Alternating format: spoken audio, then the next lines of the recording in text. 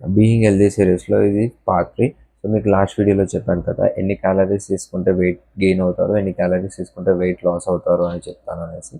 So ఈ వీడియోలో మీకు అది డీటెయిల్గా ఎక్స్ప్లెయిన్ చేస్తాను. Okay, simple.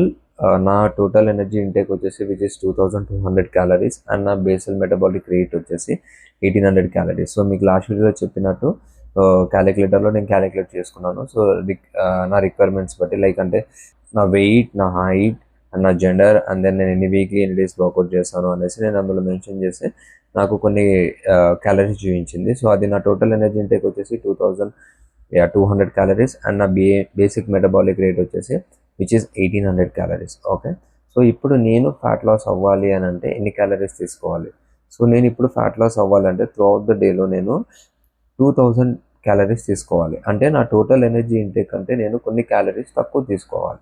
సో దట్ నా బాడీలో ఉన్న ఏదైతే ఫ్యాట్ అయితే స్టోర్ అయి ఉంటుందో అది నాకు ఎనర్జీ కింద కన్వర్ట్ అవుతుంది.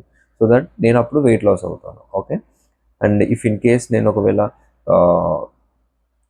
వెయిట్ గెయిన్ అవ్వాలి అనుకున్నాను అనుకోండి, సో నేను అప్పుడు have to take more than my total energy intake. అంటే నేను TW అంటే నా టోటల్ ఎనర్జీ ఇంటేక్ అంటే ఎక్కువ క్యాలరీస్ తీసుకోవాలి. ఫర్ ఎగ్జాంపుల్ నా total energy intake which is 2200 కదా, సో నేను 2400 క్యాలరీస్ తీసుకోవాలి. సో దట్ నా రిక్వైర్మెంట్ కంటే నేను ఎక్కువ క్యాలరీస్ తీసుకుంటున్నాను కాబట్టి సో నువ్వు వెయిట్ గెయిన్ అయ్యే ఛాన్స్ ఎక్కువగా ఉంటుంది. నెక్స్ట్ వీడియోలో నా 2000 క్యాలరీస్ని నా మ్యాక్రోస్గా ఎలా డివైడ్ చేసుకుంటాను అన్నది మీకు నెక్స్ట్ వీడియోలో డీటెయిల్గా ఎక్స్ప్లెయిన్ చేస్తాను.